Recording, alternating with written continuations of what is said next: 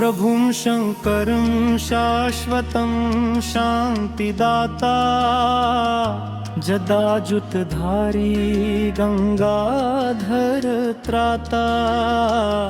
त्रिनेत्रं विभुं नीलकण्ठं दयालुं भजेऽहं सदा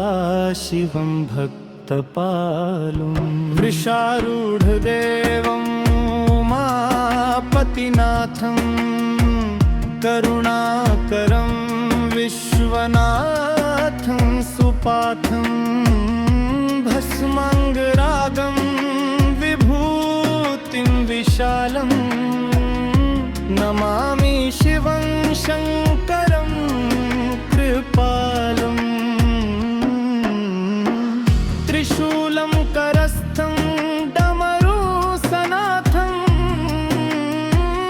चन्द्रार्कभूषं सुरेशं विनाथं प्रसन्नं सदा भक्तचित्तावसन्तं भजामि महेशं सदा सुखकन्तं कैलासवासिं गिरिजासमेतं भुजङ्गाभरणं भवरोगहरेतं प्रसीद प्रभो पार्वतीतिरेशं नमामि शिवं पापनाशं महेशं महाकालकालं कृपालु सुहृदं जगत्कारणं मोक्षदं देववृन्दं सुरासुरवन्द्यं जगदेकनाथं भजे शम्भुं शङ्करं भक्तसाधं नमामि प्रभुं पञ्चवक्त्रं त्रिनेत्रं करालं विशालं दयानिधिकेत्रं सदा योगयुक्तं मुनीन्द्रप्रणम्यं भजे पार्वतीशं सदा शिवं नम्यं दिगम्बररूपं शशाङ्काधरं तं भवभयहारं शिवं शान्तिदन्तम् अनाथों के नाथं कृपानिधानं भजे नित्यशम्भुं भवाभीतित्राणं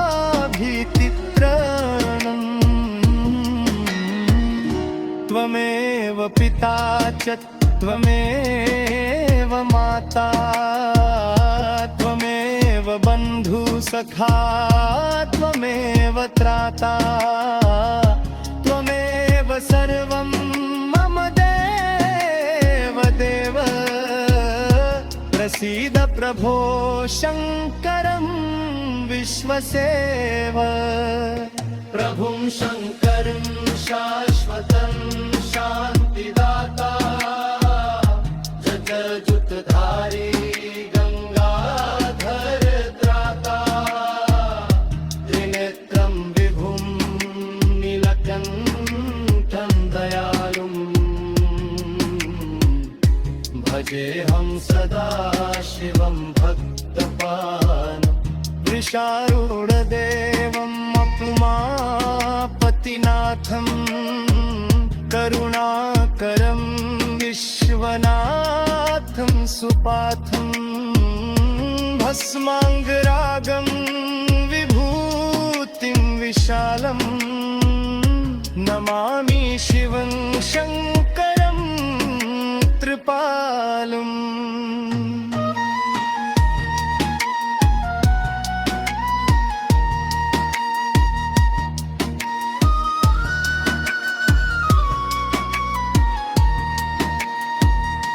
त्रिशूलं करस्थं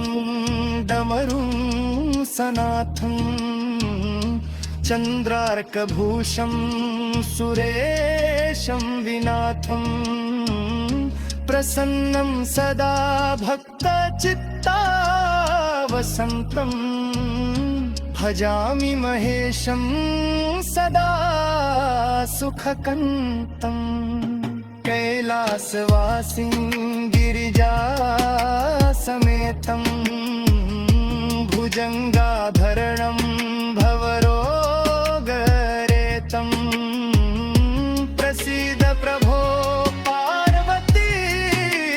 वीरेशं नमामि शिवं पापनाशं महेशम् महाकालकालं कृपालु सुहृदं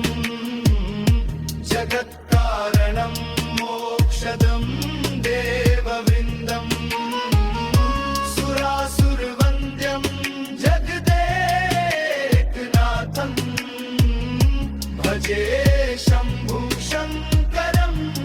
भक्तसाधम् नमामि प्रभुं पञ्चवक्त्रं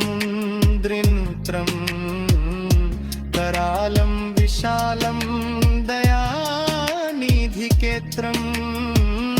सदा योगयुक्तं मुनीन्द्रप्रणम्यं भजे पार्वतीशं सदा शिवं नम्यम् दिगम्बररूपं शशाङ्काधरं तं भवभयहारं शिवं शान्तिदन्तम् अनाथों के नाथं कृपानिधानं भजे नित्यशम्भुं भवाभीतित्राणम्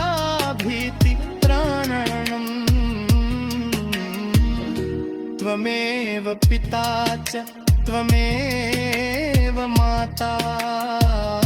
त्वमेव बन्धुसखा त्वमेव त्राता त्वमेव सर्वं मम देवदेव प्रसीद प्रभो शङ्करं विश्वसेव प्रभुं शङ्करं शाश्वत शान्तिदाता जटाजुटधारी गङ्गाधरो शङ्करं शाश्वतं शान्तिदाता जटाजुटधारी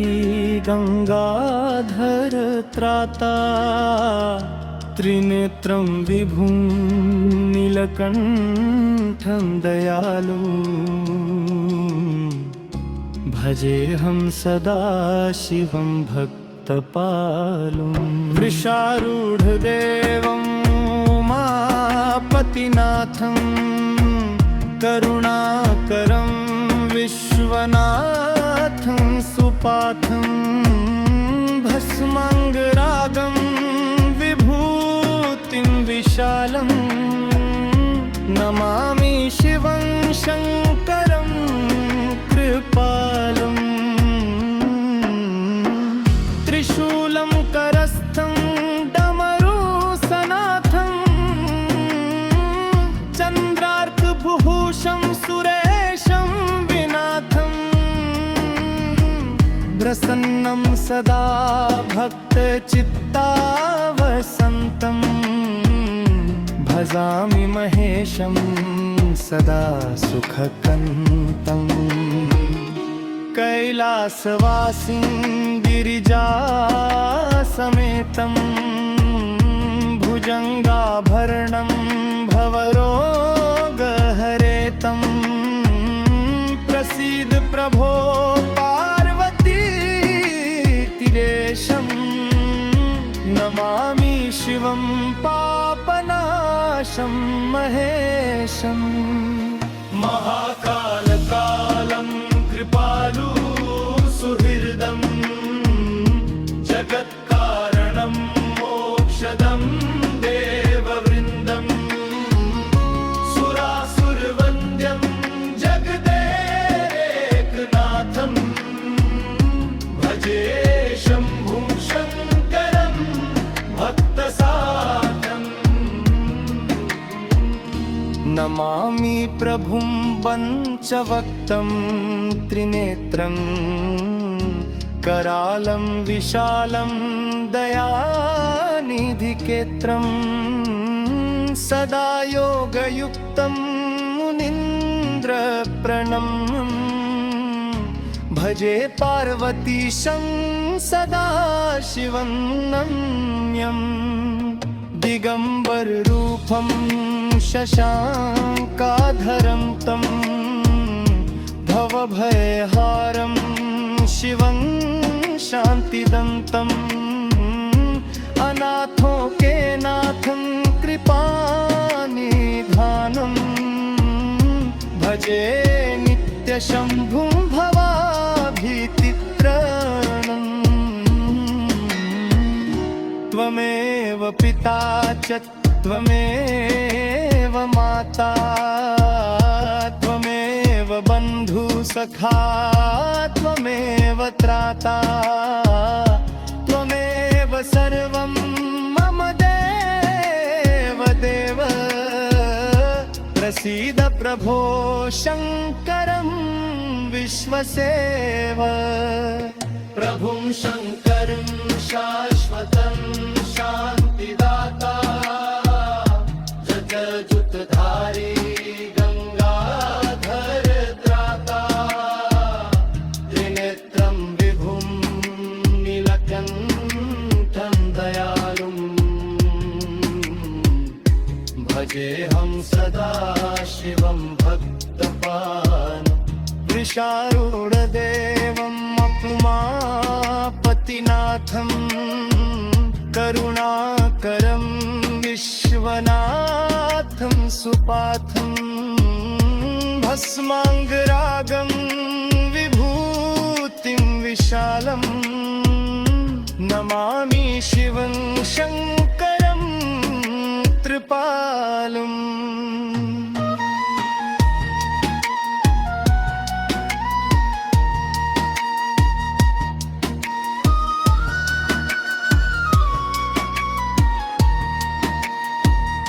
त्रिशूलं करस्थं डमरुं सनाथं चन्द्रार्कभूषं सुरेशं विनाथं प्रसन्नं सदा भक्तचित्तावसन्तं भजामि महेशं सदा सुखकन्तम् कैलासवासिं गिरिजासमेतं भुजङ्गाधरणं भवरोगरेतं प्रसीद प्रभो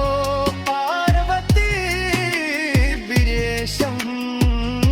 नमामि शिवं पापनाशं महेशम् महाकालकालं कृपालु सुहृदं जगत्कारणं मोक्षदं देववृन्दं सुरासुरवन्द्यं जगदेकनाथं भजे शम्भुं शङ्करं भक्तसाथम् नमामि प्रभुं पञ्चवक्त्रं त्रिनेत्रं करालं विशालं दयानिधिकेत्रं सदा योगयुक्तं मुनीन्द्रप्रणम्यं भजे पार्वतीशं सदा शिवं नम्यं दिगम्बररूपं शशाङ्काधरं तं भवभयहारं शिवं शान्तिदन्तम् अनाथों के नाथं कृपानिधानं भजे नित्यशम्भुं भवाभीतित्राणम् त्वमेव पिता च त्वमेव माता त्वमेव बन्धुसखा त्वमेव त्राता त्वमेव सर्वं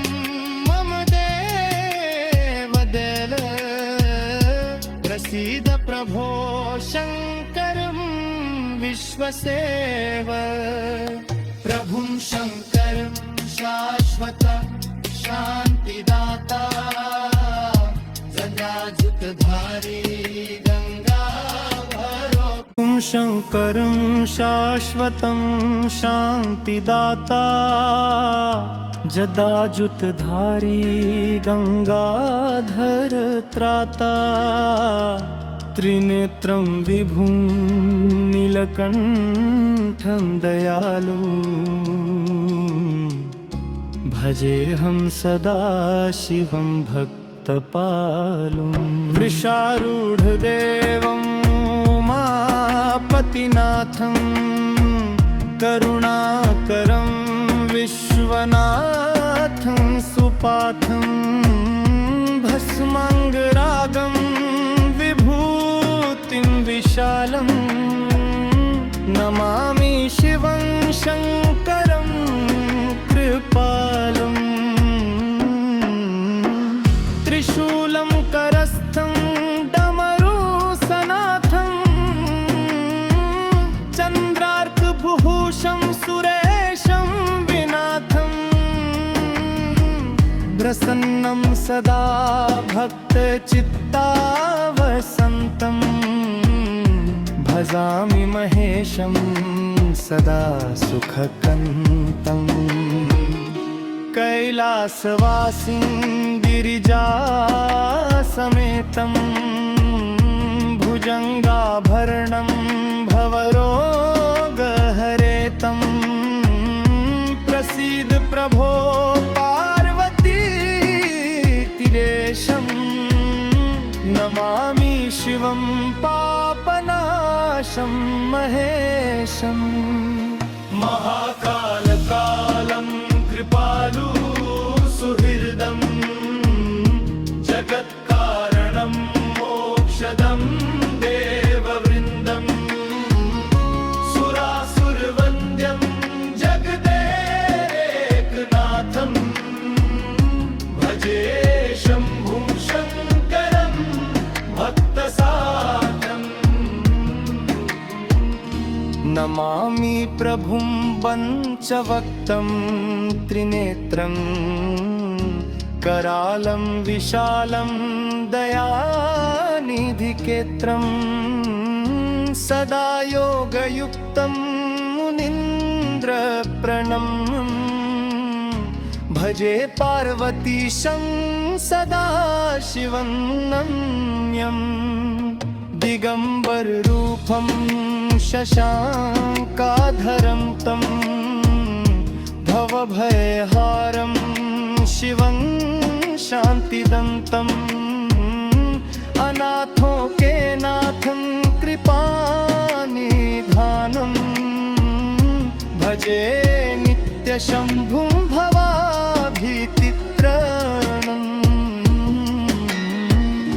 त्वमेव पिता च त्वमेव माता त्वमेव बन्धुसखा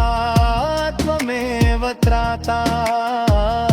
त्वमेव सर्वं मम देव देव प्रसीद प्रभो शङ्करं विश्वसेव प्रभुं शङ्करं शाश्वतं शान्तिदाता जटाजुटधारी गङ्गाधर त्राता त्रिनेत्रं विभुं नीलकण्ठं दयालुं भजेऽहं सदा शिवं भक्तपालुं वृषारूढदेवम् उमापतिनाथं करुणाकरं विश्वनाथं सुपाथं भस्माङ्गरागं विभूतिं विशालं नमामि शिवं शङ्करं कृपालुम्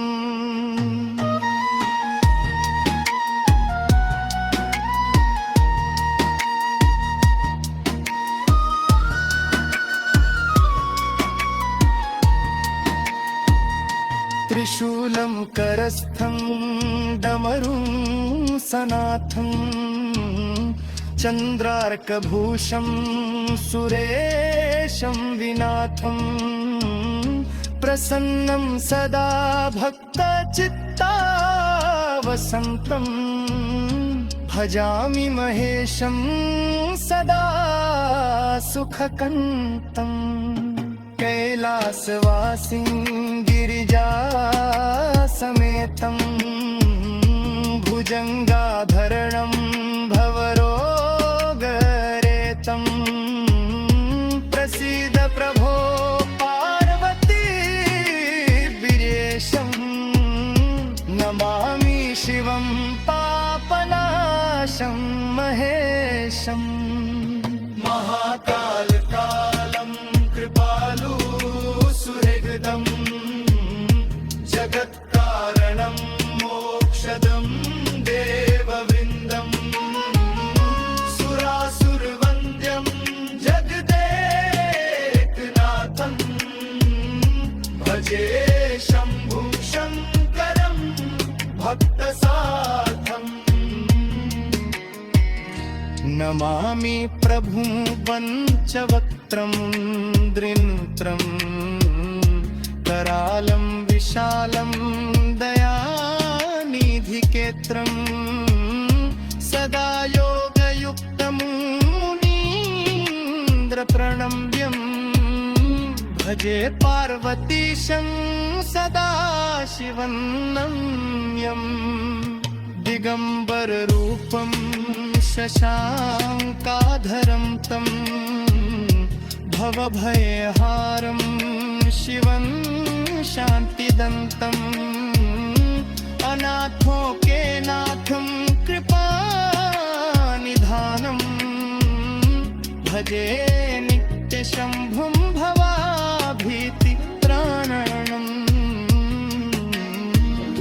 त्वमेव पिता च त्वमेव माता त्वमेव बन्धुसखा त्वमेव त्राता त्वमेव सर्वं मम देवदेव प्रसीद प्रभो शङ्करं विश्वसेव प्रभुं शङ्करं शाश्वत शान्तिदाता जटाजुटधारी गङ्गाधरो शङ्करं शाश्वतं शान्तिदाता जटाजुटधारी गङ्गाधर त्राता त्रिनेत्रं विभुं नीलकण्ठं दयालु भजेऽहं सदा शिवं भक्तपालुं वृषारूढदेवं उमापतिनाथं करुणाकरं विश्वनाथं सुपाथं भस्माङ्गरागं विभूतिं विशालं नमामि शिवं शङ्करं कृपालम् त्रिशूलं करस्थं डमरुसनाथं चन्द्रार्कभूषं सुरेशं विनाथं प्रसन्नं सदा भक्तचित्तावसन्तं भजामि महेशं सदा सुखकन्तम् कैलासवासिं गिरिजासमेतं भुजङ्गाभरणं भवरोगहरेतं प्रसीद प्रभो पार्वती तीरेशं नमामि शिवं पापनाशं महेशम् महाकालकालं कृपालु सुहृदं जगत्कारणं मोक्षदं देववृन्दं सुरासुरवन्द्यं जगदेकनाथं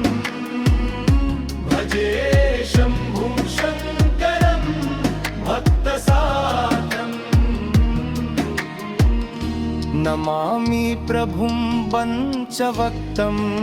त्रिनेत्रं करालं विशालं दयानिधिकेत्रं सदा योगयुक्तं मुनीन्द्रप्रणम्यं भजे पार्वतीशं सदा शिवं नम्यं दिगम्बररूपं शशाङ्काधरं तं भवभयहारं शिवं शान्तिदन्तम् अनाथों के नाथं कृपानिधानं भजे नित्यशम्भुं भवाभीतित्राणम्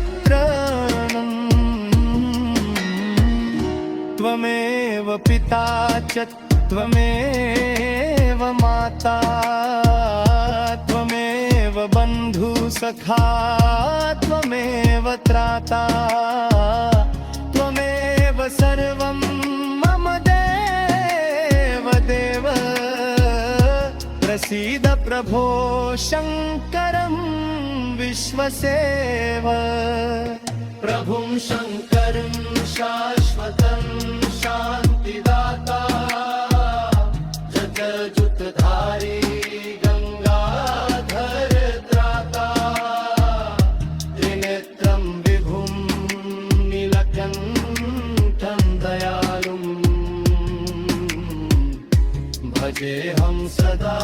शिवं भक्तपान् वृषारूढदेवम् उमापतिनाथं करुणाकरं विश्वनाथं सुपाथं भस्माङ्गरागं विभूतिं विशालं नमामि शिवं शङ्करं त्रिपालम्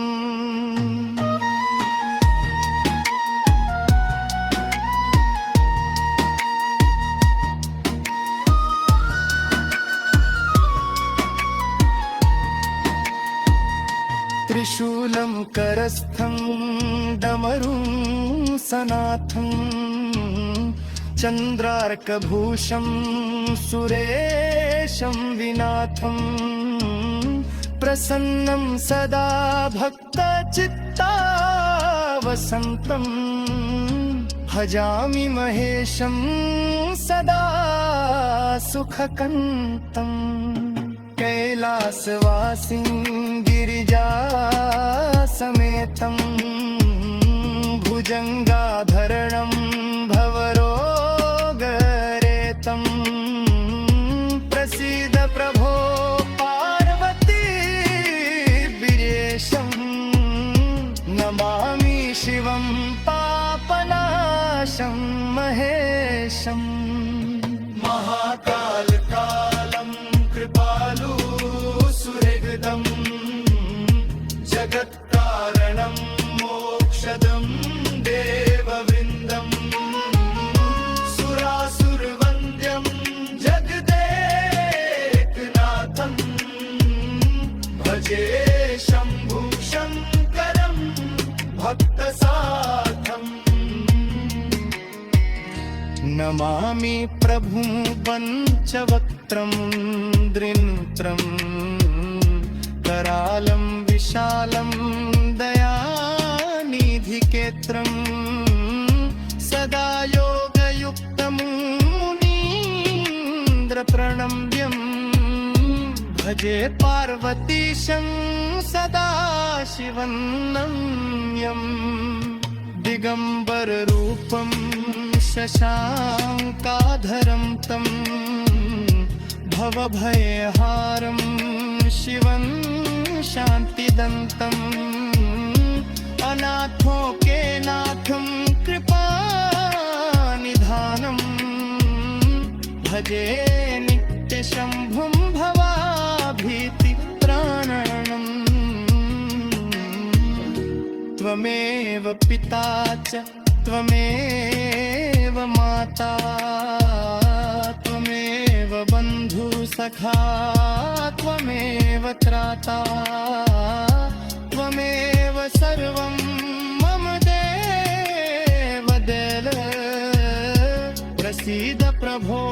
शङ्करं विश्वसेव प्रभुं शङ्करं शाश्वतं शान्तिदाता जटाजुटधारी गङ्गाधरो शङ्करं शाश्वतं शान्तिदाता जटाजुटधारी गङ्गाधर त्राता त्रिनेत्रं विभुं नीलकण्ठं दयालुं भजेऽहं सदा शिवं भक्तपालुं वृषारूढदेवं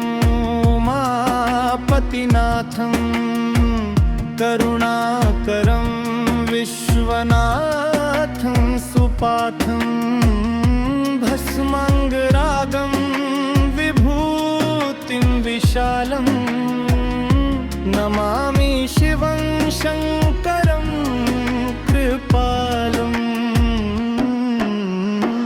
त्रिशूलं करस्थं डमरुसनाथं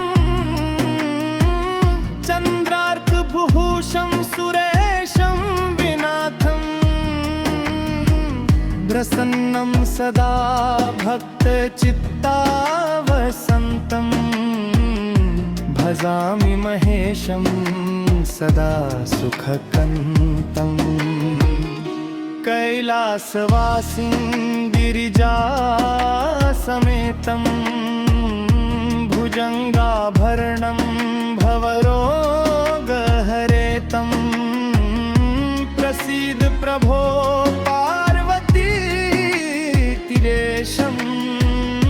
नमामि शिवं पापनाशं महेशं महाकालकालं कृपालु सुहृदं जगत्कारणं मोक्षदं देववृन्दं सुरासुरवन्द्यं जगदेकनाथं भजे शम्भुं शङ्करं भक्तसाधम् नमामि प्रभुं पञ्चवक्त्रं त्रिनेत्रं करालं विशालं दयानिधिकेत्रं सदा योगयुक्तं मुनीन्द्रप्रणम्यं भजे पार्वतीशं सदा शिवं नम्यं दिगम्बररूपं शशाङ्काधरं तं भवभयहारं शिवं शान्तिदन्तम् अनाथों के नाथं कृपानिधानं भजे नित्यशम्भुं भवाभीतित्रणम्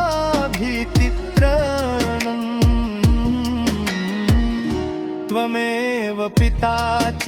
त्वमेव माता त्वमेव बन्धुसखा त्वमेव त्राता त्वमेव सर्वं मम देव देव प्रसीद प्रभो शङ्करं विश्वसेव प्रभुं शङ्करं शाश्वतं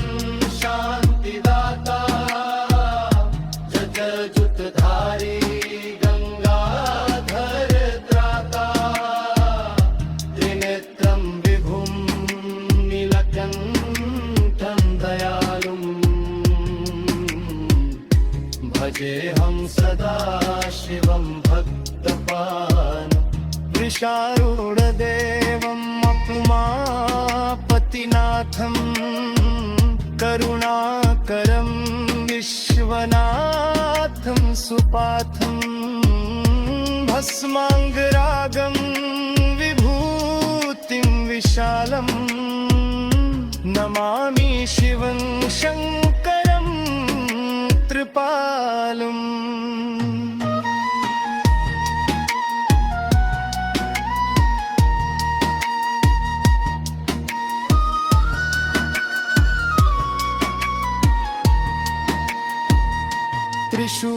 शङ्करस्थं डमरुं सनाथं चन्द्रार्कभूषं सुरेशं विनाथं प्रसन्नं सदा भक्तचित्तावसन्तं भजामि महेशं सदा सुखकन्तम् कैलासवासिं गिरिजासमेतं भुजङ्गाभरणं भवरोगरेतं प्रसीद प्रभो पार्वती वीरेशं नमामि शिवं पापनाशं महेशम् महाकालकालं कृपालु सुहृदं जगत्कारणं मोक्षदं देववृन्दं सुरासुरवन्द्यं जगदेकनाथं भजे शम्भुं शङ्करं भक्तसाथम् नमामि प्रभुं पञ्चवक्त्रं दृन्त्रं करालं विशालं दयानिधिकेत्रं सदा योगयुक्तं मुनीन्द्रप्रणम्यं भजे पार्वतीशं सदा शिवं नम्यम् दिगम्बररूपं शशाङ्काधरं तं भवभयहारं शिवं शान्तिदन्तम् अनाथों के नाथं कृपानिधानं भजे नित्यशम्भुं भवाभीतित्राणम्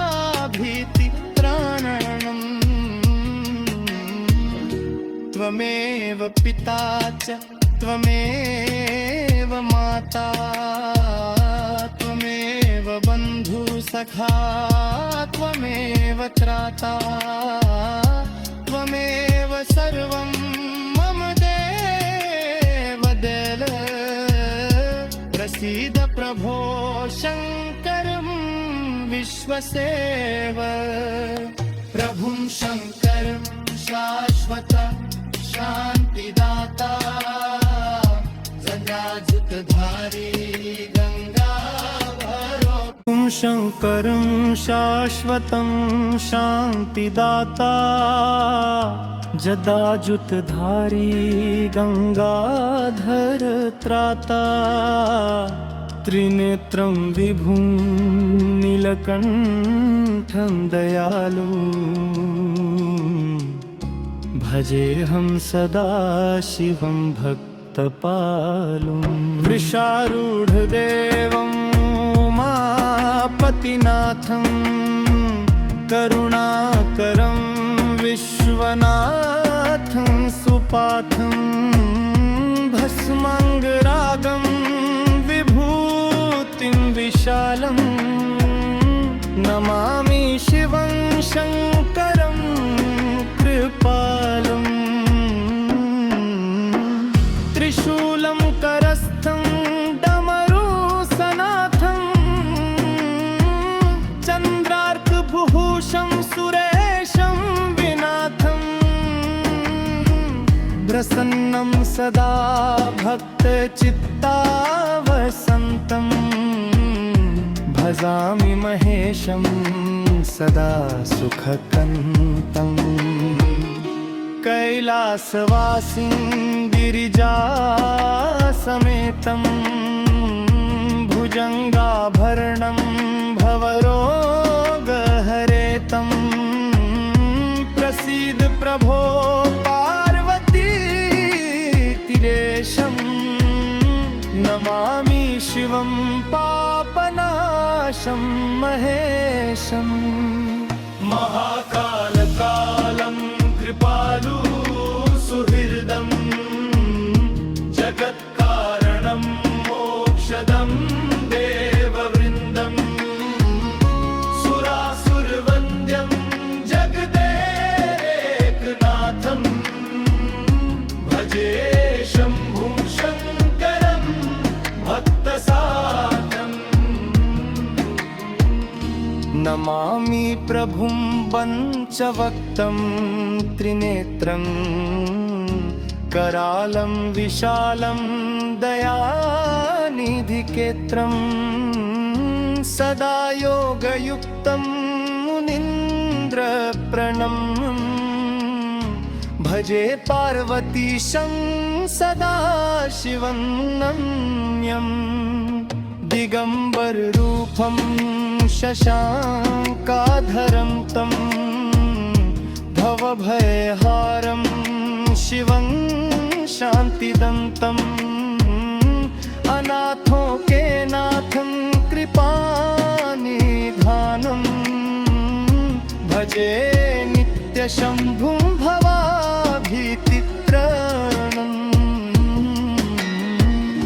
त्वमेव पिता च त्वमेव माता त्वमेव बन्धु सखा त्वमेव त्राता त्वमेव सर्वं मम देव देव प्रसीद प्रभो शङ्करं विश्वसेव प्रभुं शङ्करं शाश्वतं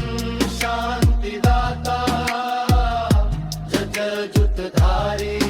गङ्गाधर त्राता त्रिनेत्रं विभुं नीलकण्ठं दयालुं भजेऽहं सदा शिवं भक्तपान् वृषारूढदेवम् उमापतिनाथं करुणाकरं विश्वनाथं सुपाथं भस्माङ्गरागं विभूतिं विशालं नमामि शिवं शङ्करं त्रिपालम्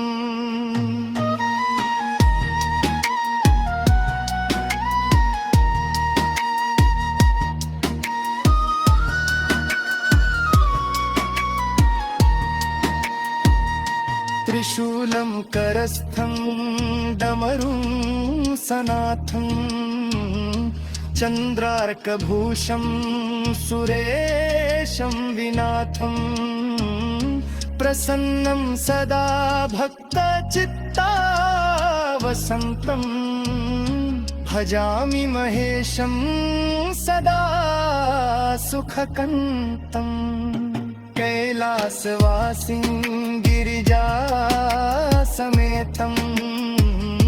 भुजङ्गाधरणं भवरोगरेतं प्रसीद प्रभो पार्वती वीरेशं नमामि शिवं पापनाशं महेशम् महाकालकालं कृपालु सुहृदं जगत्कारणं मोक्षदं देववृन्दं सुरासुरवन्द्यं जगदेकनाथं भजे शम्भुं शङ्करं भक्तसाथम् नमामि प्रभुं पञ्चवक्त्रं द्रिन्त्रं करालं विशालं